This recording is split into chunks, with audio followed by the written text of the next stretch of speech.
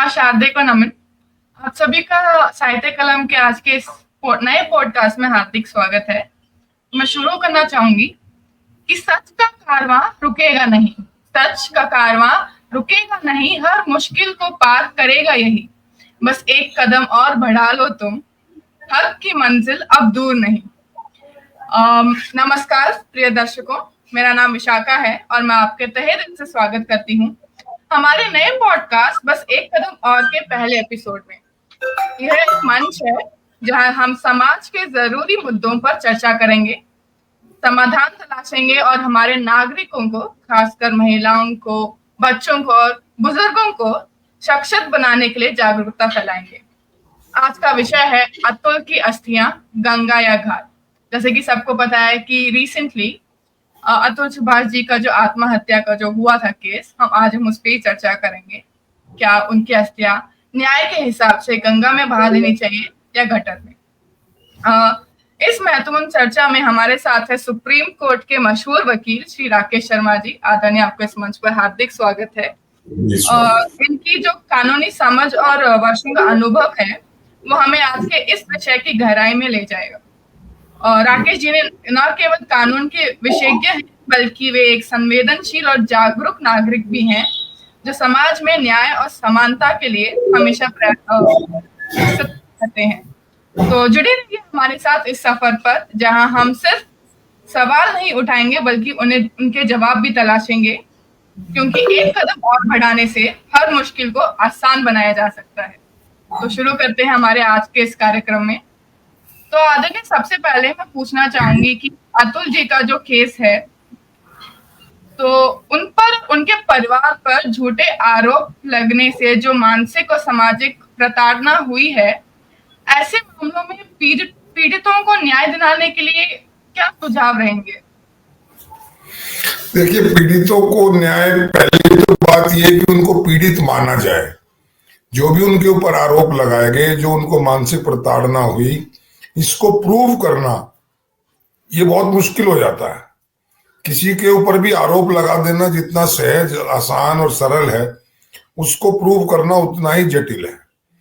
तो कोर्ट तो second step है कि उसको किसको न्याय देगी, क्या न्याय देगी। लेकिन पहले तो ये है कि जो अभी आरोप लगे, और अगर एक पक्ष ये कहता है, इस केस में अगर हम बात करें कि अतुल पक्ष ये कहता है कि मुझे मानसिक प्रताड़ना हुई, तो ये डिसाइड ना मैं कर पाऊंगा ना आप कर पाएंगे, ये डिसाइड करेगा कोर्ट। और कोर्ट डिसाइड तब करेगा जब उसका ट्रायल चलेगा, और ट्रायल में कितना समय लगेगा ये कोर्ट जाने और कोर्ट की कार्रवाई जाने। ये है इसका जी, लेकिन कोर्ट जो है, जैसे कि इन्होंने अपने जो वीडियो में, सुसाइड वीडियो में कहा था कि उनको 40 चक्कर लगाने पड़े बैंगलोर से उस गांव पर, और कई बार जो है क्या कहते हैं, कॉन्डोलेंसेस होते थे, जज नहीं आता था, ऑपोजिट लॉयर्स एब्सेंट होते थे, या जो हमारे ऑपोजिशन जो लॉयर हैं वो डेट आगे बढ़ाने के लिए जो प्रस्ताव रखते थे और उनको मंजूरी भी जल्दी मिल जाती थी। तो इस विषय में न्यायालय न्याय कैसे देगा पीड़ितों को अगर ये सब होता रहेगा? दरअसल ये तो होता आया है। हमारी न्यायिक व्यवस्था ऐसी है जहां इस बात पर जोर दिया जाता है कि दोनों पक्षों को ढंग से सुना जाए। अब सपोज तारीख लगी है, किसी भी डेट पर कोर्ट में दोनों पक्षों को आना है, एक पक्ष नहीं आता है या उस पक्ष का एडवोकेट नहीं आता है, तो उसकी एब्सेंस में आगे की कार्रवाई रुक जाती है। इसके लिए जज साहब को, जो भी वहां प्रिजाइडिंग ऑफिसर, न्यायिक अधिकारी बैठे हैं, उनको देखना चाहिए क्या उनका ना आना जस्टिफाइड है, क्या वो सही और जायज कारणों से नहीं आए हैं, या just they want to linger on the trial. तो ये उनके न्यायिक अधिकारी के, न्यायिक जो पीठासीन अधिकारी है, उसको देखना है, उसको जज करना है। सपोज मेरी तारीख है और मैंने अपने वकील के थ्रू एक एप्लीकेशन लगाई है कि मैं नहीं आ सकता हूं आज, तो मेरे ना आने के रीजंस कितने जायज हैं, कितने जस्टिफाइड हैं, ये तय करना जज का काम है। ये अलग बात है कि अगर मैं आरोपी हूं तो उसमें ज्यादा जांच की जाएगी कि मैंने जो एग्जम्पशन मांगी है वो जायज है कि नहीं है, जस्टिफाइड है कि नहीं है। लेकिन कंप्लेनेंट अगर किसी वजह से ये कह देता है कि मैं नहीं आ रहा हूं, तो उस पर न्यायिक अधिकारी कुछ ज्यादा तवज्जो नहीं देते और कोर्ट को मतलब एक अगली डेट देने में कोई दिक्कत नहीं होती है। इससे जो आरोपी पक्ष है वो बहुत दुखी होता है, खास तौर से वो शख्स जो उस कोर्ट के जुडिक्शन से, उस एरिया से बहुत दूर से कोर्ट में अपनी हाजिरी लगाने आया या अपनी सुनवाई के लिए आया। जैसे इस केस में बेंगलोर से जौनपुर उसको जाना पड़ता था जी। तो it's not an easy job कि एक आदमी बेंगलोर से जौनपुर जाए और वो सिर्फ ये कह के सुन के आ जाए कि अब की अगली तारीख ये, आज कुछ नहीं होगा। तो वो जो समस्या है वो कचोटती है, वो समस्या दर्द देती है, पीड़ा देती है, आदमी ठगा सा महसूस करता है। उसको उस तारीख का वकील को भी पैसा देना है, उसको आने जाने में जो खर्चा हुआ, जो उसने अपने वर्क प्लेस से छुट्टी ली ऑफिस से, उस छुट्टी में उसका पैसा कटा या उसने कैसे मैनेज किया, ये वो ही जान सकता है। और यही प्रताड़ना है, यही उत्पीड़न है, यही मैं कहूं त्रासदी है एक आरोपी के साथ कि वो इसको झेलने के लिए मजबूर है। सबकी अपनी अपनी विवशताएं हैं, अपनी अपनी सीमाएं हैं। कोर्ट कहता है हमारी सीमा है, हम इसके बाहर नहीं जा सकते, हमारा एक दायरा है कानून का। और जो आरोपी पक्ष है, जो जो आरोप लगाने वाला है, सॉरी, जिसने भी आरोप, कंप्लेनेंट जो है, वो बहुत सहज भाव से कभी भी छुट्टी कर सकता है। अगर इस केस में जैसे महिला है, उसकी पत्नी पीड़िता है, वो उसने गुहार लगाई है, पीड़िता सिर्फ ये कह दे आज मेरी तबीयत ठीक नहीं है, आज मेरे बच्चे की तबीयत ठीक नहीं है, आज मेरे वकील साहब नहीं है, आज कोई और वजह है, ये तो उनके पक्ष से हो जाता है। और कोर्ट्स में, खास तौर से मैं यूपी की बात करूं तो यूपी कोर्ट्स में आए दिन हड़ताल, आए दिन कार्य से विमुक्त रहना, न्याय कार्य से विरक्त रहना, ये एक आम बात हो गई है। वहां जरा सी बात होती है और प्रस्ताव आता है कि जी आज सभी अधिवक्ता न्याय कार्य से विरत रहेंगे। कितने लिटिगेंट्स को दिक्कत होती है, कितनी परेशानी होती है, कितने लोगों को झेलना पड़ता है उस चीज को, ये वही जान सकता है जो पीड़ित है। सही बात है आदरणीय। और आदरणीय, इस केस को लेके एक और पहलू भी उठता है कि क्योंकि वो जो सामने वाली ऑपोजिशन पार्टी जो थी वो एक महिला थी, वो महिला ने जो केस किया था, तो उसको बढ़ावा देते हुए न्यायाधीश ने या जो भी न्याय है कोर्ट ने उसकी उसके तरफदारी की। The court took her side instead of taking the victim side. तो ये सवाल भी उठता है कि वुमेन अपने राइट्स को मिसयूज भी कैसे कर रहे हैं। देखिए, इसमें बड़ा एक सवालिया एक सवाल है कि मृतक ने, जो भी अभी हमारे जो मरहूम अतुल वसीम जो है, सुभाष जी, उन्होंने आरोप लगाया है और वो एक तरह से मैं कहूं कि उनका बिल्कुल ऐसा समय में लगाया गया आरोप है कि उसको डाइंग डिक्लेरेशन के रूप में लिया जा सकता है। तो उन्होंने कहा है कि मेरे से न्यायिक अधिकारी ने ओपन कोर्ट में 5 लाख रुपए की रिश्वत मांगी। अब इसमें कोर्ट ऑफ इंक्वायरी होगी, इसमें उसको जांचा जाएगा, इसमें वो सफाइयां देंगे कोर्ट के जो पीठासीन अधिकारी हैं, जो भी वो न्यायिक मजिस्ट्रेट हैं, जो भी हैं, वो कहेंगे नहीं हमने ऐसा कुछ नहीं कहा। कोई उसको गवाह नहीं मिलेगा उस जो अतुल की बात को सपोर्ट करे। कोर्ट का जो पूरा स्टाफ होगा नहीं, वो कहेगा ऐसी कोई बात हुई ही नहीं है। तो इसको प्रूव कर लेना और उस न्यायिक अधिकारी के खिलाफ कार्रवाई कर देना बहुत टिपिकल हो जाएगा। और क्योंकि दूसरा पक्ष अब नहीं रहा तो उसकी सपोर्ट में कोई आदमी अब खड़े होने वाला नहीं है। मैंने भी नहीं सुना, आपने भी नहीं सुना, हमने वो सुना जो उसने वीडियो में कहा। और अगर उसको सच मान लें और उस पर कार्रवाई कर दें तो वो न्याय में कहीं ना कहीं नाइंसाफी हो जाएगी। नाइंसाफी है, सही बात है। लेकिन आदरणीय, ये धाराएं जैसे कि 302 377 या ये जो धाराएं बहुत गंभीर हैं।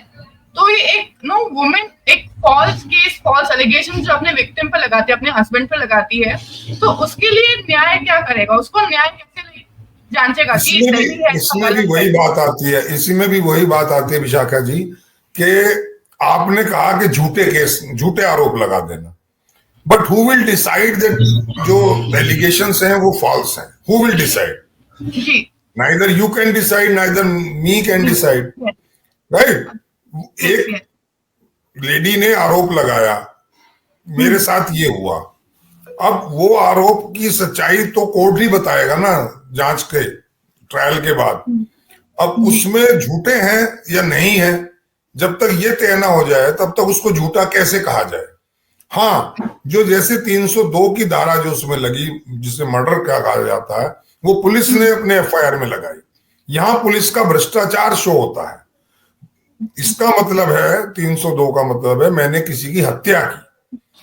जी उसको जांचना चाहिए था कि जो ये आरोप लगाया जा रहा है कि मेरे पिता की इन्होंने हत्या की, उनके मेरे पति ने, उसके पिता ने, उसकी माँ ने, उसके भाई ने, तो पुलिस को एफआईआर में ये धारा जोड़ने से पहले इस आरोप की सत्यता की जांच करनी चाहिए थी। क्या वाकई में हत्या का मामला बनता है? इसमें साफ साफ है कि जब ये आरोप लगा तो उससे 2 साल पहले ही उस महिला की, उसकी पत्नी के पिता की मृत्यु डेथ हो स्वाभाविक तौर से नेचुरल डेथ गई। हो चुकी थी, हृदय गति से। वो लंबे समय से बीमार थे जिनके कारण तो ये उनकी चीज न्याय जो पुलिस अधिकारी थे उनको सोचनी चाहिए थी, लेकिन इसमें साफ साफ ये लगता है, प्रथम दृष्टया ये दिखता है कि उसमें उनको घूस दी गई, उन्होंने पैसा लेकर के और उसको अनड्यू फेवर दिया, और जिसकी वजह से उसको प्रताड़ना हुई, उसको कष्ट हुआ, उसको एक दर्द झेलना पड़ा, और बाद में वो आरोप निराधार सिद्ध हुए और बाद में वो आरोप हटाए भी गए। जी। अब आदर में एक दूसरा सवाल भी उठता है कि इन्होंने आत्महत्या की, सुभाष जी ने आत्महत्या की, और कार्रवाई पे पता चला कि जो दोषी हैं उनकी पत्नी वगैरह हैं, लेकिन उनको जो सजा मिलेगी वो ज्यादा से ज्यादा 7 साल या ज्यादा से ज्यादा 10 साल, उससे ज्यादा उनको मिलने से नहीं, या उनको फांसी की सजा या लाइफ टाइम प्रिजनमेंट, ये सब सजाएं नहीं मिल सकती। तो क्या अतुल के पॉइंट ऑफ व्यू से ये न्याय है? ये जो भी होगा देखिए, आने वाले समय में, पहली क्या बात तो न्याय ये, रहेगा? आज ही सुबह उनकी पत्नी और उसकी मदर और उनकी ब्रदर इन लॉ, गिरफ्तार हुई। उनको तीनों को अरेस्ट कर लिया गया। जी लेकिन अब सवाल ये उठता है कि इसमें केस चलेगा अबेटमेंट ऑफ सुसाइड का। अबेटमेंट ऑफ सुसाइड की जो मैक्सिमम पनिशमेंट है वो मिल सकती है, लेकिन अबेटमेंट किया गया ये प्रूव करना एक लंबा ट्रायल चलेगा। इसको जो उनकी पत्नी के वकील साहब होंगे वो पूरी कोशिश करेंगे, वो ये शो करेंगे कि मैं तो पीड़ित हूं, मैं खुद पीड़ित हूं, मैंने गलत आरोप नहीं लगाए हैं। और जो अतुल के जो वकील होंगे या उनके जो घर वाले हैं, उनके पेरेंट्स हैं, उनके ब्रदर हैं छोटे, उनके जो अधिवक्ता होंगे वो इस बात को कहेंगे कि नहीं साहब, इसको अबेटमेंट बनता है, इसमें आत्महत्या के लिए उकसाने का आरोप बनता है, ये बिल्कुल सॉलिड है और इसके अकॉर्डिंगली इनको सजा मिलनी चाहिए। तो एक ट्रायल चलेगा।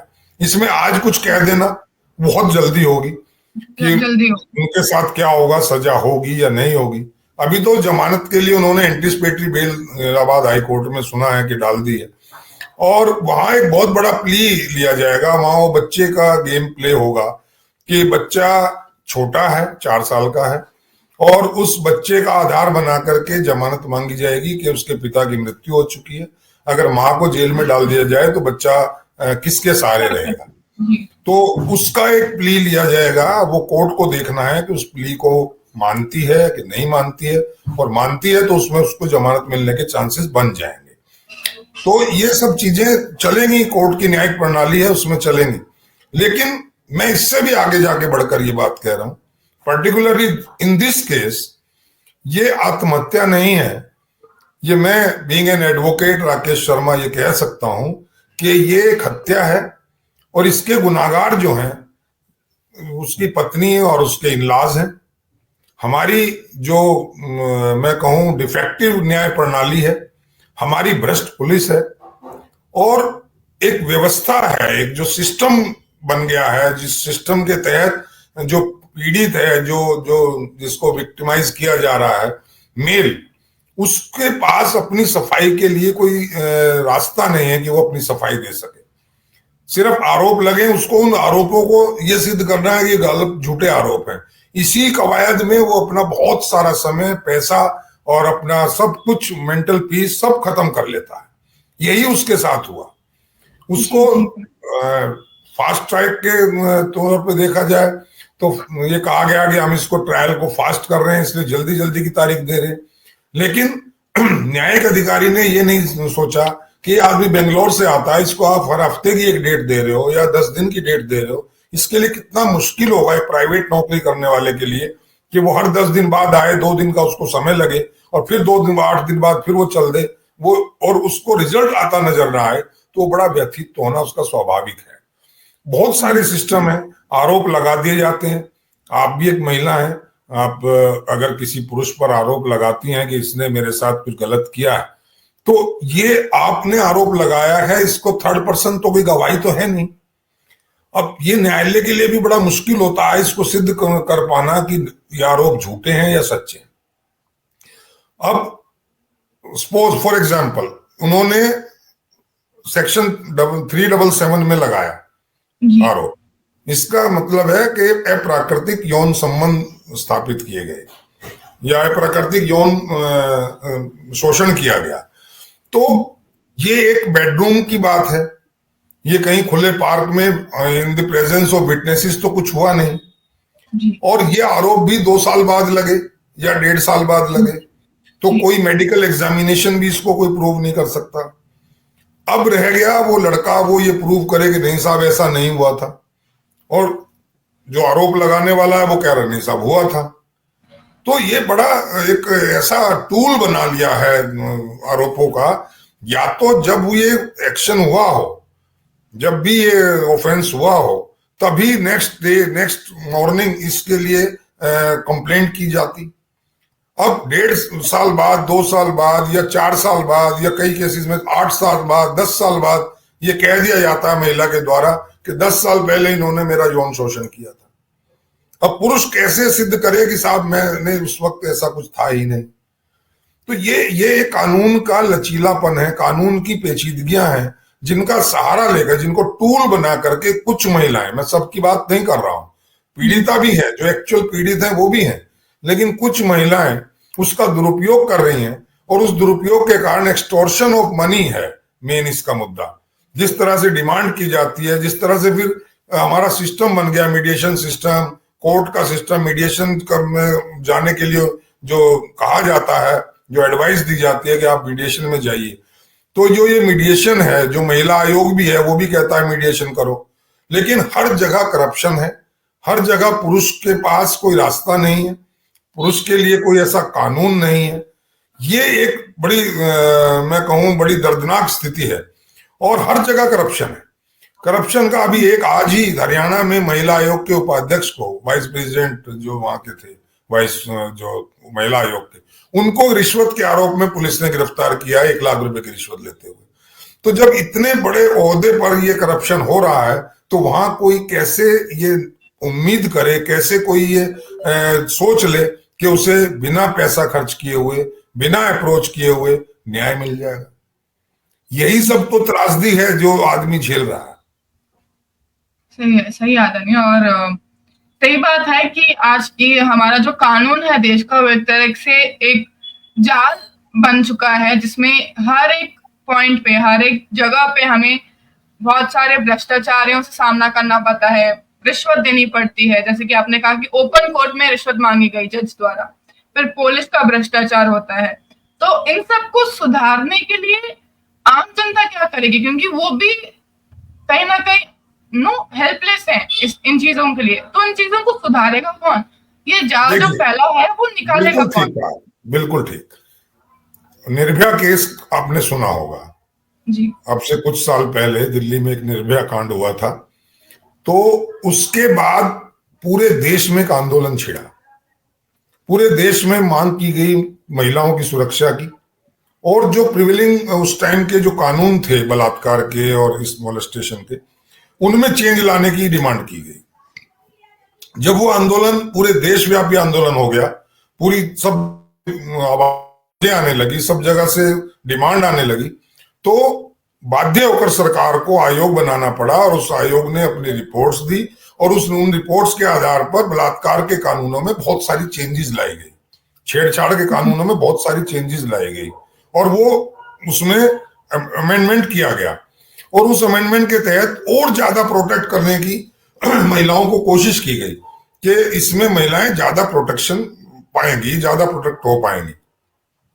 दरअसल जितने भी कानून बने, कानून कोई गलत नहीं है, लेकिन क्या है उसका मिसयूज कब होना शुरू हो जाए ये भी न्याय व्यवस्था में देखना पड़ेगा और देखना भी चाहिए।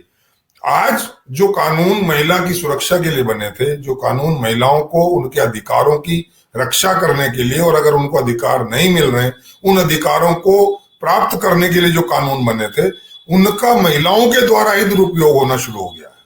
जी। उसका एक बहुत बड़ा कारण है कि महिलाओं को तो सब कानून बना दिया गया कि उनको मेंटेनेंस भी मिलनी चाहिए, उनको रहने के लिए जगह भी मिलनी चाहिए, उनको उनका स्त्रीधन जो उनके मायके वालों ने दिया वो भी उसका है, जो ससुराल वालों ने दिया वो भी उसका है।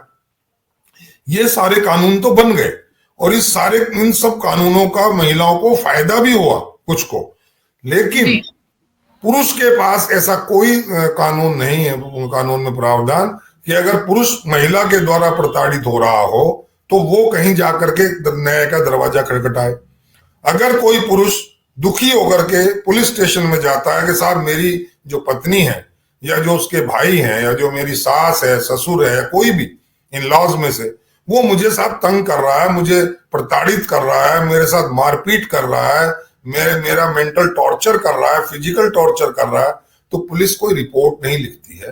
पुलिस कहती है ये तुम्हारा मैट्रिमोनियल झगड़ा है, इसे आप कोर्ट में जाएं या आपस में सुलझाएं। वहीं अगर महिला इस तरह की कोई रिपोर्ट करती है तो पुरुष को अरेस्ट तक कर लिया जाता है। तो ये जो unbalanced of in law position है, ये बड़ा दुखदाई हो गई है। इसको बैलेंस करना पड़ेगा, इसमें कुछ अमेंडमेंट्स करने पड़ेंगे, एक बात। दूसरी बात, जितने कानून महिलाओं की सुरक्षा और उनके अधिकारों की रक्षा के लिए बनाए गए, उनमें कानून बिल्कुल सही बने, लेकिन कानून राइट्स के लिए तो दे दिए गए कि महिलाओं का ये अधिकार है, ये उनको मिलना चाहिए, सुरक्षा का अधिकार, और जो वस्तु जो दहेज में पीड़ित होने पर वापस सामान लेने का अधिकार, सब कुछ ये सब मिल गया, रहने का अधिकार, मेंटेनेंस का अधिकार। लेकिन हमारे जो न्याय कानून को बनाने वाले लोग थे, दुर्भाग्यवश मैं कहूंगा कि उन्होंने उसके साथ महिलाओं की ड्यूटीज को डिफाइन नहीं किया। सिर्फ राइट्स की बात की गई है कानून में, ड्यूटीज की कहीं बात नहीं की गई है। एक महिला जो शादी करती है वो 1 साल 6 महीने बाद कहती है जी मैं तलाक लेना चाहती हूँ, या मेरे को तंग किया जा रहा है, वो सेपरेशन में आ गई है, अपने घर चली गई है, अलग रहने लगी है, उसके पास वो सारे अधिकार हैं जिनसे वो अपना सारा पैसा वापस ले सकती है, मेंटेनेंस ले सकती है, और जो घर रहने के लिए जगह ले सकती है, सब कुछ है। लेकिन अगर आदमी ये कहे कि ये सब मैं देने को तैयार हूं, लेकिन बीइंग ए वाइफ इसके भी कुछ राइट होंगे, वो राइट तो ये पूरा करे, वो ऐसा कहीं नहीं है। इसीलिए इसका दुरुपयोग ज्यादा बढ़ गया है। एक दूसरा, जो दुरुपयोग की आपने बात की, अगर महिला झूठे आरोप लगाती है और ये अदालत में सिद्ध भी होता है कि झूठे आरोप हैं, तो उसके खिलाफ कोई कार्रवाई नहीं होती है। ठीक है, अगर पुरुष ने सिद्ध कर दिया झूठे हैं, ओके, आप बरी। लेकिन अगर नहीं किया है, अगर वो आरोप झूठे पाए गए हैं, उसका खामियाजा महिला को नहीं भुगतना है। ये एक विडंबना है। अगर ये हो जाए कि अगर आपने आरोप आपके झूठे पाए गए तो आपके खिलाफ भी वही कार्रवाई होगी, ऐसा कोई कठोर कानून बन जाए, तो मैं समझता हूं झूठे आरोप लगाने में कहीं ना कहीं कमी आ जाएगी या बंदिश बन जाएगी, और झूठे आरोप लगाने से पहले महिला या पुरुष दोनों ही सोचेंगे। जी, ये एक विडंबना है। पुरुष के पास कोई कानून नहीं है अपनी सुरक्षा को लेकर के, अपनी प्रोटेक्शन को लेकर के, और महिलाओं के पास जो कानून है उसमें उसकी ड्यूटी डिफाइन नहीं है। जी, तो ये बहुत बड़ा अनबैलेंस्ड है, इसको कहीं ना कहीं अमेंडमेंट्स होनी चाहिए। जी, और इसके लिए एक मुहिम समाज को, देश को, पूरे देश में छिड़नी चाहिए कि कानूनों में इक्वलिटी होनी चाहिए, जस्टिस फॉर इक्वलिटी होना चाहिए, इक्वल जस्टिस सबको मिलना चाहिए। अगर पुरुष पीड़ित है पुरुष को मिले, महिला पीड़ित है महिला को मिले। और जो ये झूठे केसेस आ रहे हैं, इन झूठे केसेस के आने की वजह, इस बात को वकील भी जानते हैं, उस बात को पुलिस भी जानती है, उस बात को जजेस भी जानते हैं, इस बात को आम जनता भी जानती है कि मैक्सिमम नंबर ऑफ केसेस, और even supreme court, honourable supreme court ने कई बार कहा है कि हमने भी ये महसूस किया है और ये देखा गया है, और ये आंकड़े भी आए हैं, जो क्राइम ब्यूरो के जो आंकड़े हैं उसमें भी आया है कि maximum cases, more than 70% cases are false, जो आरोप लगाए गए हैं महिला की तरफ से। तो उसमें जो 30% जेन्युइन या 20% जेन्युइन केसेस आते हैं, उनको भी फॉल्स केसेस के चश्मे से ही देखा जाता है। उनको भी जजेस भी देखते हैं कि ये झूठा आरोप हो सकता है, दूसरे वकील भी देखते हैं, पब्लिक भी देखती है, और उसकी वजह से जो एक्चुअल पीड़िता हैं, जो एक्चुअल पीड़ित महिलाएं हैं, उनको न्याय मिलने में दिक्कत आती है, उनको ठोकरें खानी पड़ती हैं। जो इसका मिसयूज कर रही है, जो इसके बहाने एक्सटोर्शन कर रही है, वो एंजॉय करती है। ये एक बड़ा अनबैलेंस्ड सिस्टम बन गया है, इसमें बहुत जबरदस्त सुधार की जरूरत है। जी आदरणीय, इसमें तुरंत सुधार की जरूरत है, और हमारे न्याय को अब कहीं ना कहीं समझ जाना चाहिए कि ये जो चीजें हैं वो आगे जाके देश के लिए बहुत बुरी रहेंगी, बहुत डाउनफॉल हो सकता है देश का। और मैं बोलना चाहूंगी, माफी चाहूंगी अगर मैंने कुछ गलत बोला, लेकिन हमारे कॉन्स्टिट्यूशन में एक राइट टू इक्वालिटी करके एक राइट है, we have one of the fundamental rights known as the right to equality. और इक्वालिटी जो है हमारे इंडियन कॉन्स्टिट्यूशन के प्रियम्बल में भी दिया गया है। तो देने से लिखने के अलावा इसके ऊपर अगर काम किया जाए तो कहीं ना कहीं देश में सुधार भी हो सकता है आदरणीय। वही तो मैं कह रहा हूं, इक्वल जस्टिस फॉर ऑल, न्याय सबको बराबर के तौर पर मिले। और हमारे न्याय प्रणाली को, हमारी जुडिशियल सिस्टम को कहा गया है कि जेंडर न्यूट्रल है, लेकिन वो सिर्फ कहा गया है। देखने में ये आ रहा है कि जब फैमिली डिस्प्यूट्स में लड़का और लड़की दोनों खड़े होते हैं कोर्ट में, तो जो पीठासीन अधिकारी है, जो जजेस हैं, मजिस्ट्रेट हैं, वो मेल को गुनाहगार की नजर से देखते हैं। ये एक बहुत बड़ी कमी आ गई है। और कई बार ये होता है कि अगर अगर पुरुष का पक्ष जुडिशियल ऑफिसर की तरफ से लिया जाए या उनके फेवर में कोई बात की जाए, तो महिला एकदम एक आरोप और लगा देती है कि जी आप तो इनका फेवर कर रहे हैं, आप इनको अनड्यू फेवर दे रहे हैं ड्यू टू सम प्रेशर और सम अदर मींस। तो उससे भी डरते हैं लोग। इवन पुलिस में अगर आप जाते हैं और पुलिस आपको कहती है कि आप झूठे आरोप लगा रही हैं, तो सेकंड आरोप ये लगता है सीनियर ऑफिसर के पास जाकर के कि साहब ये अधिकारी तो लड़के से, मेरे हस्बैंड से मिल गया है, उससे पैसे वैसे खा गया है, इसलिए ये मुझे ही उल्टा कहानियां सुना रहा है, मुझे ही लेसन देने की कोशिश कर रहा है, ये तो उससे मिल गया।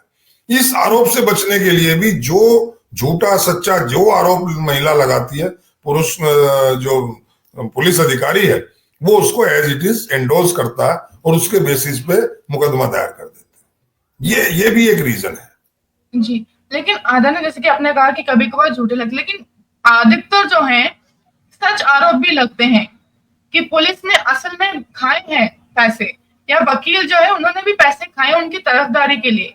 तो न्यायालय झूठ या सच क्या है उसका डिफरेंस कैसे पहचानेगा? उसके लिए स्टेप्स क्यों नहीं लिए जा रहे हैं न्याय के द्वारा? उसके मैंने बताया ना, वो झूठ सच जो अधिकार है वो जज के पास है। लड़के का जो वकील होगा, लड़के का जो पक्ष वाले होंगे, जो उनके पेरेंट्स होंगे, दोस्त होंगे, जो भी शुभचिंतक होंगे, वो लड़के को निर्दोष बताते हैं आखिरतम। जो लड़की के पक्ष के लोग हैं वो लड़की को निर्दोष बताते हैं, पीड़िता बताते हैं, विक्टिमाइज किया जा रहा है ऐसा कहते हैं। तो ये तो दोनों तरफ की दलीलें अपने अपने ढंग से रखी जाती हैं कोर्ट में। And it is the duty of the जज टू जज the facts, to examine the facts and on the facts judgement दे। वो एक लेकिन लंबा प्रोसेस हो जाता है। आज क्या हो रहा है विशिका जी, कि लगभग 30 साल के बाद तो शादियां हो रही हैं। जब 30, 32, 33 साल का लड़का या लड़की हो जाती तब तो शादियां करते हैं।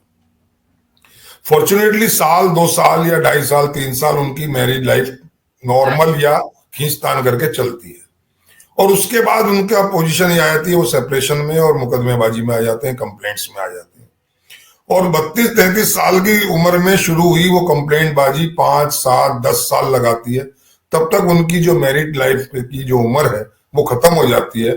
और अगर मैं साफ शब्दों में कहूं तो दोनों की ही जिंदगी खत्म हो जाती है। एक लाइफ का मकसद ही खत्म हो जाता है।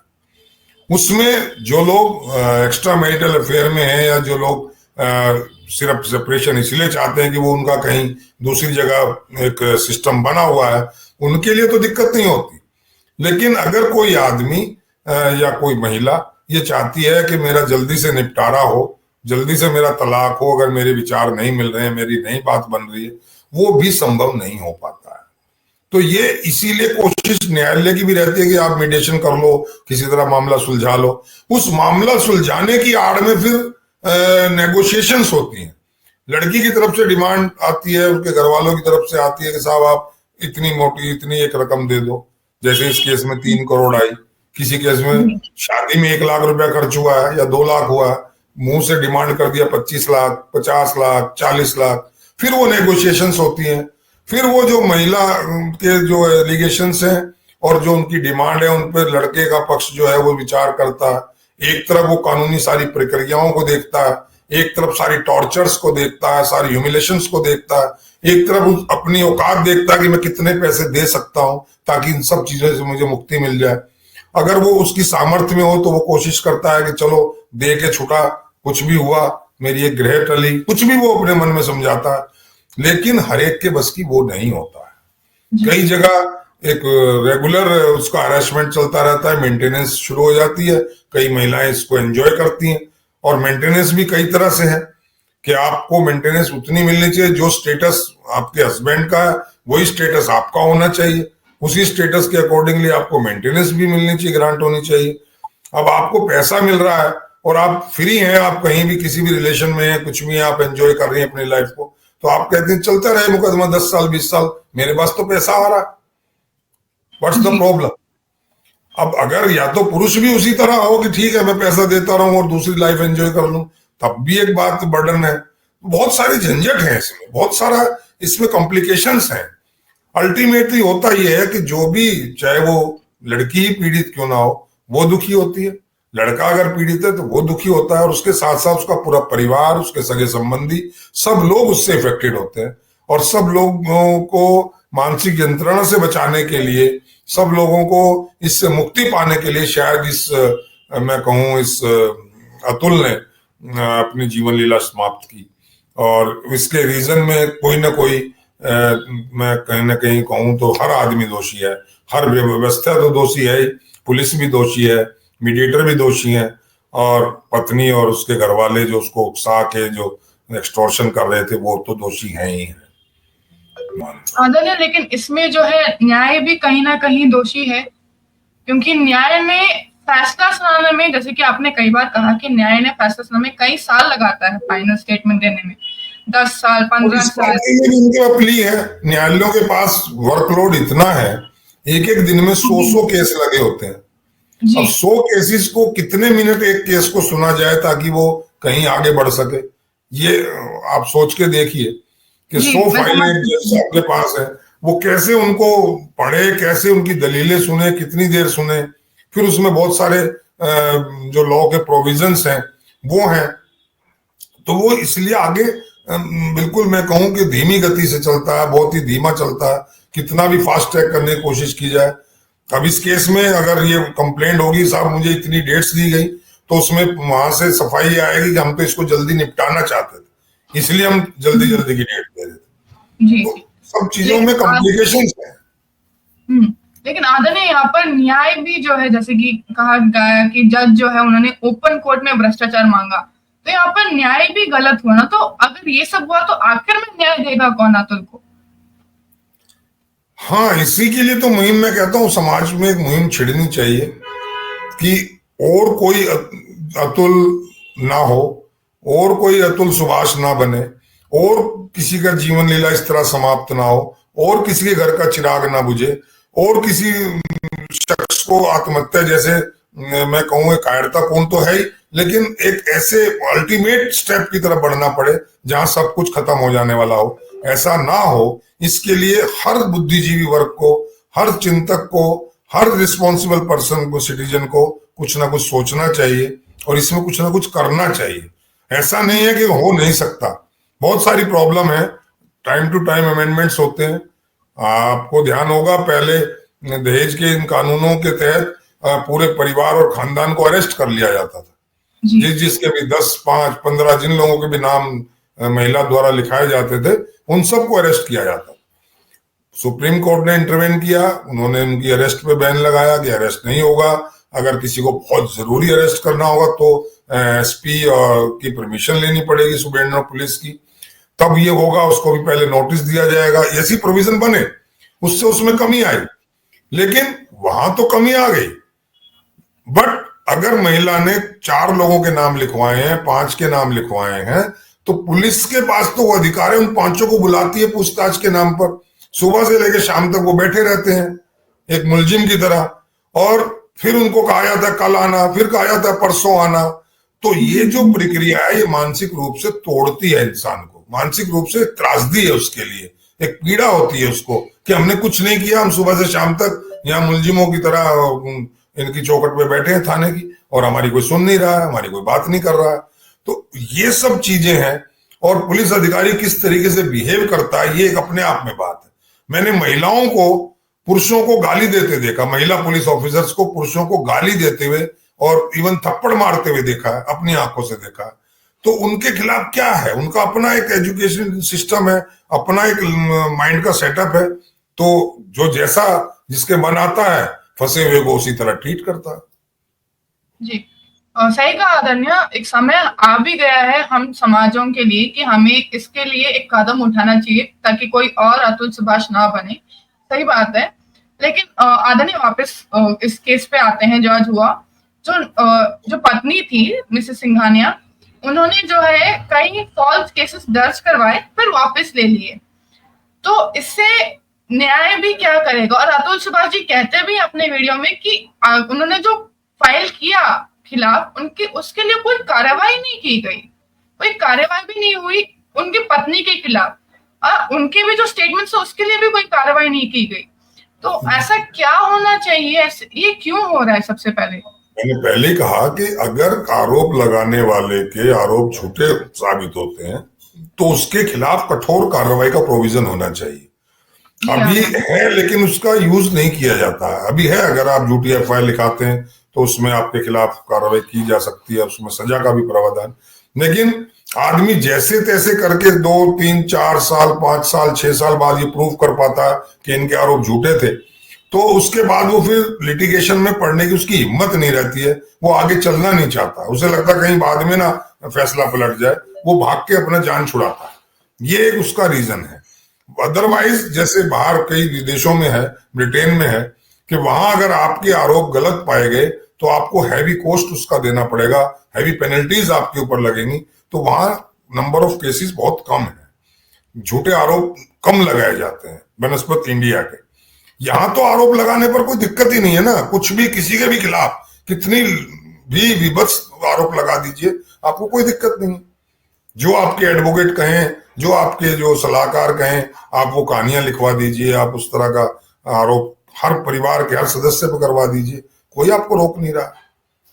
ये उसकी ड्यूटी है, वो सब सिद्ध करेगा, वो साबित करे नहीं साहब मैं निर्दोष हूं, ऐसा मैंने नहीं किया, मैंने इस महिला को कभी बदतमीजी नहीं की, कभी मारा नहीं, पीटा नहीं, कभी गाली गलौज नहीं किया, कभी इसको दहेज के लिए प्रताड़ित नहीं किया।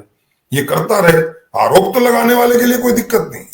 This is the problem, actual problem. जी जी। और इसमें कोई कार्रवाई भी नहीं की गई अतुल जी के खिलाफ हिसाब से। उन्होंने जो वीडियो में कहा कि इसमें कोई कार्रवाई भी नहीं हुई है, चाहे झूठा आरोप लगा या जो भी आरोप लगा उसके लिए कोई कार्रवाई भी नहीं हुई है। बीइंग एन एडवोकेट हम रोज देखते हैं ये कि महिला को अधिकार है जब चाहे अपना केस वापस ले ले।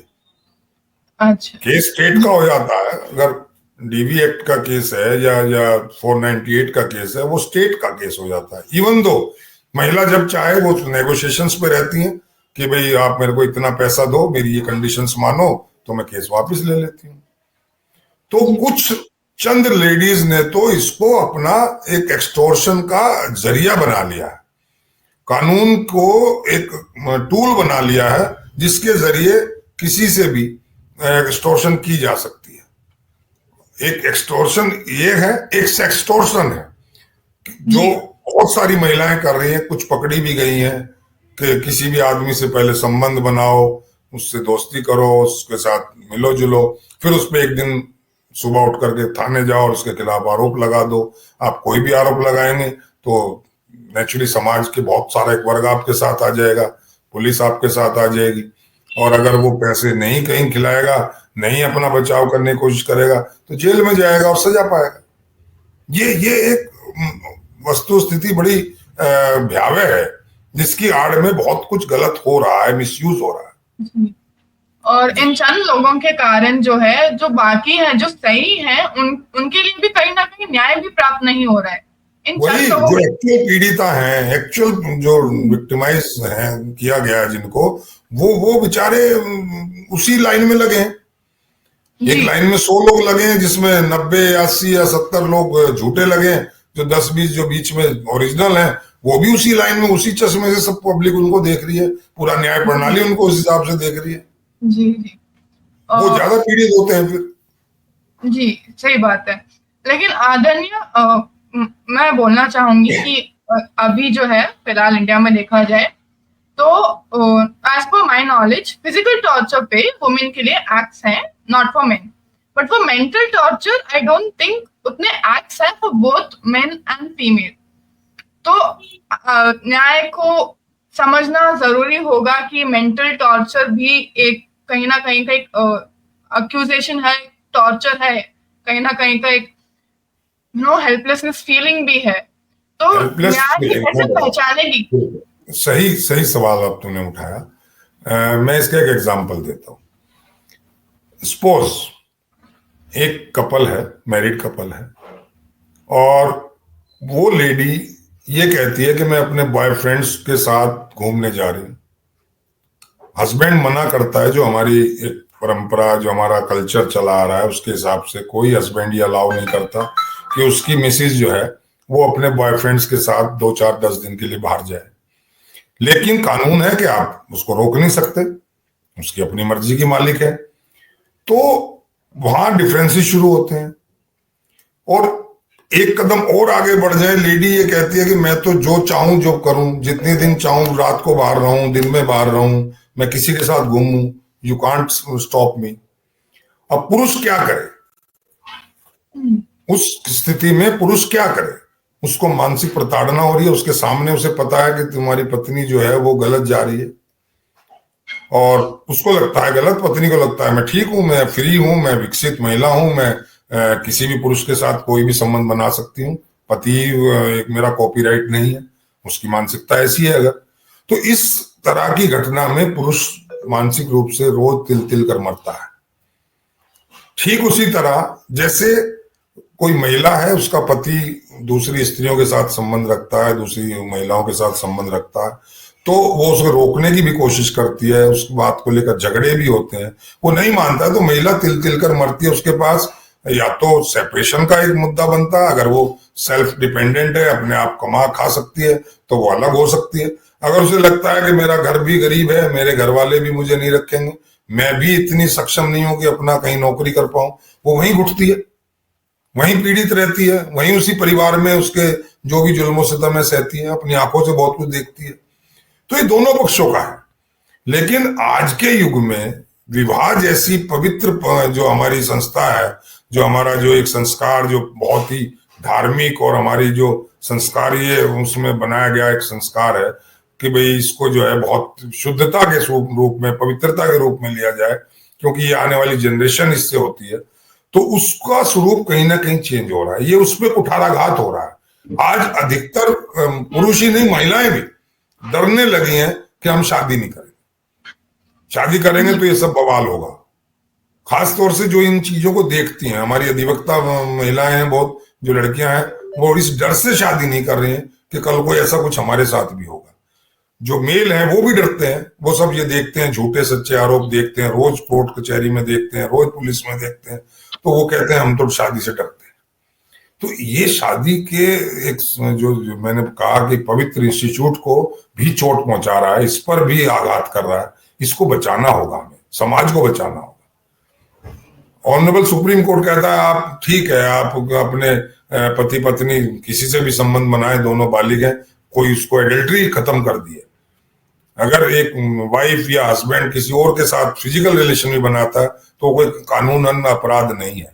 लेकिन कानून अपराध होना एक बात है, मानसिक रूप से अपराध होना दूसरी बात है, संबंधों का अपराध होना एक और बात है, हमारे कल्चर का अपराध होना और बात है। इस सबको अभी मानसिक रूप से कोई भी, ना पुरुष ना कोई नारी, इसके लिए तैयार नहीं है कि उसका पार्टनर, उसका लाइफ पार्टनर, उसका पति या उसकी पत्नी उसकी मौजूदगी में किसी दूसरे शख्स के साथ वही सब शेयर करे जो एक पत्नी और पति के बीच में होता है। तो ये चीजें मानसिक रूप से प्रताड़ना का कारण बनती हैं, कलेश का कारण बनती है। इसके बारे में कोई ऐसा ठोस न्याय प्रणाली में कोई कानून नहीं है, ये एक विडंबना है। जी। और ये कहीं ना कहीं ये कानून आना भी चाहिए, लेकिन अगर ये कानून आए आदरणीय, तो न्यायालय जो है इसको पहचानेगी कैसे कि आपको मेंटल टॉर्चर हुआ है, वो पहचानेगी कैसे?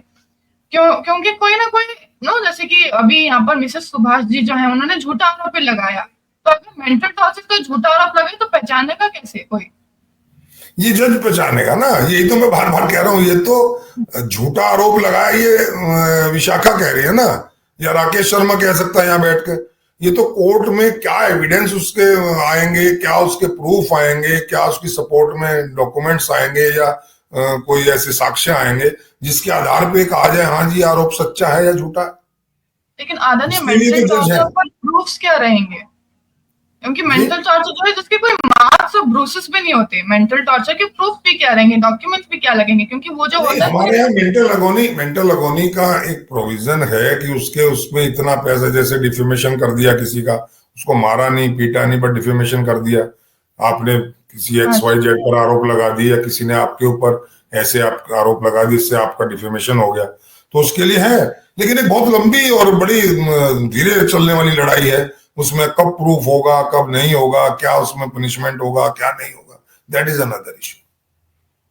ये सब वही मैंने कहा, कानून की जो पेचीदगियां हैं, जो कानून की जो खामियां हैं थोड़ी बहुत, जिन पे सुधार की जरूरत है, उनका लोग फायदा उठाते हैं, उन्हीं का हम अधिवक्ता लोग फायदा उठाते हैं, उन्हीं का लोग जो जिसकी समझ में आ जाता है वो फायदा उठाता है। जी। तो आदरणीय आखिरी प्रश्न वापस अतुल जी पे आते हुए कि अब जो न्याय जो अभी चल रहा है, अभी जो मुकदमा चल रहा है, सुबह ही उनका अरेस्ट हुआ है, तो आपको क्या लगता है उनकी अस्थियां जो है गटर में बहेंगी या गंगा में, न्याय के हिसाब से? ये समय बताएगा, ये समय बताएगा। इसको आज कुछ भी कह पाना, क्योंकि मुकदमा जो किया गया है महिला की तरफ से, जो उसकी पत्नी की तरफ से, वो न केवल अपने पति पर किया गया है बल्कि अपने ससुर, फादर इन लॉ, अपने देवर और दूसरे लोगों के खिलाफ भी किया गया है। उनमें से एक आरोपी की, जो जिसके ऊपर आरोप लगा पति के ऊपर, उसकी मृत्यु हो गई है। बाकी अभी हैं, they have to face the court, they have to face the trial. तो वो प्रूव करेंगे नहीं साहब हमारे साथ तो अन्याय हुआ है, हमारे साथ तो गलत हुआ है, ऐसा हमने कुछ नहीं किया, ये कोर्ट तय करेगी। और जब कोर्ट तय करेगी तब हम इसी तरह की चर्चा में कह पाएंगे। हाँ, अगर हम उसकी बात को अक्षर से मान लें कि वो बिल्कुल ठीक कहा, उसने सच कहा है, जो माना जाता है कि डाइंग डिक्लेरेशन ऑलवेज एक्सेप्टेबल होती है कि भाई वो सच ही बोलेगा, चलता हुआ आदमी झूठ क्यों बोल के जाएगा, तो उसको शायद न्याय मिल जाए, जिसकी संभावना, लेकिन मैं आज की तारीख में आज की व्यवस्था को देखकर कह सकता हूं बहुत कम है। हाँ, अब नेगोशिएशंस हो सकती हैं कि भाई उसके खिलाफ अमेंडमेंट का है तो कुछ ऐसा आपस में वो हो कि वो कहें कि आप अपना केस वापस ले लो, हम अपना केस वापस ले लें, हम यहाँ समझौता कर लें, हम ऐसे कर लें, वो एक अलग कहानी बने तो मैं कह नहीं सकता। बाकी बहुत धीमी प्रणाली है, बहुत धीमा सारा सिस्टम है, और किसी को बहुत ज्यादा फर्क भी नहीं पड़ता है। असलियत ये भी है क्योंकि कई घटनाएं होती हैं, ये पहला सुसाइड ऐसा नहीं है, बहुत लोगों ने इन केसेस में सुसाइड किया, 2 दिन 4 दिन 5 दिन हल्ला मचता है, उसके बाद सब अपने फिर नॉर्मल रूटीन में लग जाते हैं, तो उसके बाद वो ठंडा पड़ जाता है, और उसके बाद उसका क्या असर होता है कोई जानता भी नहीं है। ये तो थोड़ा बहुत मीडिया ने उछाला, उस आदमी ने अपनी वीडियो बना दी, अगर वो कहीं खामोशी के साथ खुदकशी कर गया होता तो कोई जिक्र भी ना करता। बहुत लोग हैं, सैकड़ों लोग हैं जिन्होंने खुदकशी की है, उनको कोई जानता भी नहीं। तो ये केवल और केवल ये है कि समय की बस पुकार, ये जरूर है। मैं आपके इस बहुत ही प्रतिष्ठित मंच से एक अपील जो इस बात को सुन रहे हैं उनसे करना चाहता हूं कि एक मुहिम चलाएं कि सबको समान न्याय मिले, किसी के साथ भेदभाव ना हो, चाहे वो महिला हो चाहे वो पुरुष हो। मैं बार बार ये कह रहा हूं कि महिला हो या पुरुष हो, अगर कोई एक्चुअल पीड़ित है उसको न्याय मिले, और जो झूठे आरोपों के कारण बेवजह फंसाया जा रहा हो या फंसाई जा रही हो उसको दंडित ना करके जो आरोप लगाने वाला है उसके ऊपर दंड का प्राविधान हो, उसको दंडित किया जाए। उसको एक सबक मिलना चाहिए कि झूठे आरोप लगा देना कितना भयावह हो सकता है, कितना गलत हो सकता है। ये लेसन कोर्ट्स को देना पड़ेगा, ये ऐसा कानून में प्रावधान करना पड़ेगा। अन्यथा ये जो अतुल सुभाष हैं ये रोज होंगे, लोग इससे प्रेरणा भी ले सकते हैं गलत, कि हम भी अपनी जीवन लीला समाप्त कर लेते हैं। But this is not the solution. Suicide is not the solution. Suicide को मैं कहीं भी किसी तरह से भी जस्टिफाई नहीं करता हूं। सुसाइड एक ऐसा एक्ट है जो कहा जाए बुजदिली का एक्ट है, या यूं कहा जाए अपने आप में अपनी हार मान लेने का एक्ट है, जीवन के संघर्ष को स्वीकार ना करके उससे भाग जाने का एक्ट है। इसलिए मैं ये भी अपील करूंगा जो लोग इन तरह की प्रॉब्लम से जूझ रहे हैं या जूझ रही हैं महिलाएं, तो वो इसको फेस करें। टाइम बहुत कुछ सिखाता है, टाइम बहुत कुछ न्याय भी करता है। ऐसा नहीं है कि सबको न्याय नहीं मिलेगा, सबको अन्याय का सामना करना पड़ेगा, लेकिन अपनी जान ना दें, अपनी जान जैसे इस घिनौने कृत्य से बचें, इसमें ना आए, इस रास्ते की तरफ ना चलें। इसके लिए ये उनके लिए है, और जो लोग इस प्रताड़ना को सह रहे हैं या जो इन मुकदमेबाजी को झेल रहे हैं उनके परिवारों की जो दायित्व है, उनके जो मित्र हैं उनका दायित्व है, उनके जो संबंधी हैं उनका दायित्व है कि ऐसे लोगों को निरंतर टच में रहें, उनके साथ उनकी काउंसलिंग करें, उनको सपोर्ट करें, मेंटली सपोर्ट करें, फिजिकली सपोर्ट करें, और अगर कहीं फाइनेंशियली की सपोर्ट की जरूरत आती है वो भी करें, लेकिन उनको कभी इस तरह अकेला ना छोड़ें।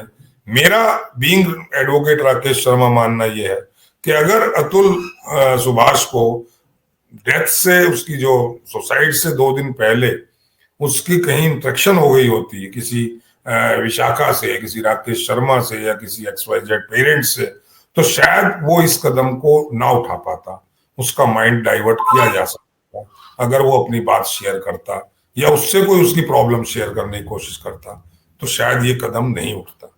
और ऐसा एक प्रयास सबका रहना चाहिए। मैं इसके मंच के माध्यम से अपील कर रहा हूं सबसे कि ऐसी चीजों पर थोड़ा गौर रखें, थोड़ा ध्यान रखें, ताकि इस तरह की दुर्घटना की पुनरावृत्ति ना हो। एकदम सही कहा आदरणीय। जो आत्महत्या जो है वो आखिरी स्टेप नहीं होना चाहिए। इट इज वेरी कावर्डली, जैसे कि आपने कहा, कायरतापूर्ण एक एक्ट है। और अभी जैसे कि अतुल सुभाष जी ने जो आत्महत्या की है, तो उनके पेरेंट्स को, उनकी फैमिली पे जो है और शिकंजा कसता है। वो ऑलरेडी हेल्पलेस थे कोर्ट के चक्कर में, उनको एक और हेल्पलेसनेस आ गई कि उन्होंने अपना बेटा या अपना करीबी भाई जो है खो दिया, तो वो और भी लाचार हुए। तो ऐसे मोमेंट पे फैमिली पे या मित्र पे क्या बीतेगी, ये भी कहीं ना कहीं सोचना चाहिए, क्योंकि अंत में आप यही बोलोगे आई एम सॉरी, लेकिन फैमिली पे, आपके फ्रेंड्स पे क्या बीतेगी, दैट इज समथिंग इवन वे मोर। वो हेल्पलेस ऑलरेडी थे अतुल के parents. I guess Rakesh ji जो है मेरे से अग्री भी करेंगे, कोर्ट कचहरी के चक्कर में वो ऑलरेडी लाचार थे, और अभी बेटे को खो देने के कारण वो और भी लाचार हुए। तो अभी उनके लिए कोर्ट जीते, उनको न्याय मिले ना मिले, उनको फर्क नहीं पड़ता, उन्होंने ऑलरेडी अपना बेटा जो है खो दिया है। तो ऐसे स्टेप्स उठाने के बजाय अगर आप किसी से भी कांटेक्ट में रहें, कोई जैसे कि कोई मैं ही क्यों ना हूं, आदरणीय राकेश जी क्यों ना हो, और भी कई लोग अपने फैमिली से कांटेक्ट में रहें, ये कदम ना उठाए, कोई और अतुल सुभाष ना बने, यही हमारी उम्मीद है। और इसी के साथ मैं कहना चाहूंगी राकेश जी कि आप कुछ अंतिम शब्द जो हैं हमारे जो भी श्रोतागण हैं सुन रहे हैं उनको कहें, उनको समझाएं। दोस्तों, बस मैं इस एक प्रतिष्ठित मंच के माध्यम से और विशाखा जी के माध्यम से एक बात जरूर कहना चाहूंगा कि ये जीवन संघर्षों का पर्याय है। यहाँ जीवन में संघर्ष होते हैं, कोई चाहे ईश्वर भी यहाँ मनुष्य का रूप लेकर आया तो उनके जीवन में भी संघर्ष रहे। आप अपने इतिहास को पढ़ें, इतिहास में जाएं, भगवान श्री राम जैसे लोग जो भगवान जिन्हें हम मानते हैं, जो भगवान हैं, उन्होंने भी 14 वर्ष वनवास में काटा, उन्होंने भी पत्नी वियोग सहा, बाद में डिवोर्स उनका हुआ जैसा बताते हैं। श्री कृष्ण भगवान के माता पिता जन्म से जब उनका हुआ जेल में थे, उसके बाद उन पर विपत्तियों पर विपत्तियां आई, कभी वो चैन से रह पाए हों ऐसा कोई लम्हा उनकी पूरे 120 साल की जो उनकी एज बताई गई, जो लीला की एज थी, उसमें उनको कभी चैन से रहे हों ऐसा नजर नहीं आता। तो वो चीजें हमें प्रेरणा उनसे लेनी चाहिए कि हमारे जीवन में जो संघर्ष है वो केवल हमारे जीवन में ही नहीं है, हमसे ज्यादा संघर्ष बहुत सारे लोगों के पास है। अगर हमारी एक हाथ की उंगली या एक हाथ नहीं है या कट गया है, तो हमें उसके लिए आत्महत्या या और इस तरह का जघन्य अपराध करने से पहले ये देखना चाहिए कि दुनिया में ऐसे भी लोग हैं जिनके दोनों हाथ नहीं है, ऐसे भी लोग हैं जिनके दोनों पैर नहीं है, ऐसे भी लोग हैं जिनकी दोनों आंखें नहीं है, वो भी जी रहे हैं। तो संघर्ष से भागना नहीं है, संघर्षों के साथ संघर्ष करके उनको पर विजय पा लेना ही पौरुषता है। वही मैं कहूँ इंसान का एक जज्बा होना चाहिए और वही उसकी विजय है, वही उसका जीवन का मकसद होना चाहिए, ना कि जीवन से भाग जाना जैसे अतुल वशिष्ठ ने किया। बहुत समझदार थे, सब कुछ थे, बस केवल और केवल एक बात उनके दिमाग में गलत घर कर गई थी कि ये जो सारे फसाद की जड़ है, जिसमें मेरे माता पिता, जिसमें मेरा भाई, जिसमें मेरे रिश्तेदार सब परेशान हो रहे हैं, सब दुखी हो रहे हैं, मैं भी दुखी हो रहा हूं, तो ये इसकी वजह केवल और केवल मैं हूं। इसलिए मैं नहीं रहूंगा तो शायद ये सारी वजहें खत्म हो जाएंगी, सारी परेशानियां दूर हो जाएंगी। ये एक गलत धारणा उनके दिमाग में आ गई और यही उन्हें आत्महत्या की तरफ ले गई। मेरा अपना मानना, मेरा अपना समझना अनुभव के आधार पर यही है। तो ऐसी धारणाएं ना बनाएं दोस्तों। जीवन एक बहुत अच्छी एक मैं कहूँ एक गेम है, इसको खेलो, इसमें कभी हार कभी जीत कभी ये सब चलता रहेगा। कौन ऐसा दुनिया में शख्स है जिसके जीवन में संघर्ष नहीं है, जिसने कोई दुख नहीं देखा या जिसके जीवन में कोई दुख नहीं आया? ये बदलता रहेगा। जब बचपन था तब मस्ती थी, तब अब जवानी रही मस्ती, ये बुढ़ापा रही मस्ती रखो। किसी चीज को भी लेके क्यों बैठना, क्यों रोना, क्यों दुखी होना, क्यों जीवन से भागना? जियो जिस हाल में, जाई विधि रखे राम ताई विधि रहिए, राम राम कहिए और मौज लीजिए। तो दोस्तों मौज लो, मस्ती लो और कोशिश करो कि जो आपके साथी, आपका कोई जानकार अगर इस तरह की त्रासदी में जी रहा है, उसको भी काउंसलिंग करो, उसको भी सपोर्ट दो, मेंटल सपोर्ट दो, फिजिकल दो, उसको जो जैसी सपोर्ट चाहिए, ताकि वो एक अच्छा इंसान बना रहे और जीवन में लड़ भिड़ के और अपनी जो निर्दोष है तो विजय को प्राप्त करे। तो दोस्तों यही मैं आज विशाखा के माध्यम से कहना चाहता हूँ। थैंक यू विशाखा, बहुत आपका सुंदर जो बहुत मैं कहूँ एंकरिंग, और मैं भी छोटी मोटी वीडियोस बनाता हूँ, बट मेरे को ये कहने में कतई गुरेज नहीं है कि you are the best. I salute you. अरे नहीं सर, मैं आपसे ही सीखती हूँ, मैं ऐसे ही सीखती हूँ और आपका आशीर्वाद रहे तो मैं और सीखूंगी, ऐसे ही आगे बढ़ूंगी। बस आप लोगों का आशीर्वाद है और मैं खुद आपसे सीखती हूँ। आदरणीय, मैंने आज आपसे बहुत कुछ सीखा है, बहुत अच्छा लगा आपको सुन के, आपसे बात करके, चर्चा करके। तो बहुत बहुत धन्यवाद कि आपने हमें इतना समय दिया, क्योंकि सब जानते हैं कि आप एक सुप्रीम कोर्ट लॉयर है, होना भी आसान नहीं है, समय मिलना ये भी एक समय का सदुपयोग है। अगर किसी एक भी इंसान की जिंदगी बच गई, किसी एक इंसान ने भी अतुल जो की तरह कदम ना उठाया, तो हम सोचेंगे ये हमारी मुहिम काम कर रही है, हम अपनी इस मुहिम में सफल हैं और अपनी इस अपील करने में सफल हैं। ये भी एक हम समझते हैं कि अच्छा काम होगा हमारे थ्रू। तो कोशिश है, हम कोशिश ही कर सकते हैं। We are not so competent कि हम कोई डिसीजन लेके आज ही कानून बदल देंगे, लेकिन हर बुद्धिजीवी को, हर जिम्मेदार नागरिक को आवाज जरूर उठानी चाहिए। जो गलत हो रहा है उसको उजागर करना चाहिए, जो गलत लग रहा है उसको भी उजागर करना चाहिए। लेट अस सी क्या होता है। We hope for the best and I wish you also to progress in life and again congratulate you for a best anchoring, nice anchoring and show को इतनी अच्छी तरह से कमांड करना बहुत अच्छी बात है, बहुत ही काबिल तारीफ है आपके जो एंकरिंग। बहुत बहुत धन्यवाद। और मैं मेरे श्रोतागण को यही कहना चाहूंगी कि बने रहिए हमारे इस पॉडकास्ट पर, जिसका नाम है कि बस एक कदम और, जहां हम सिर्फ चर्चा नहीं बल्कि कदम भी उठाएंगे और उसको उठाने का प्रयास भी करेंगे। तो जुड़िए हमारे इस मुहिम से, जहां हम अवेयरनेस क्रिएट करेंगे, उसको रेज भी करेंगे, ताकि हमारे देश भर में ये फैला जाए कि गलत गलत है और सही सही है और कोई अतुल सुभाष ना बने। बहुत बहुत धन्यवाद। फिर मिलेंगे अगले रविवार को इसी समय। बहुत बहुत धन्यवाद। Thank you.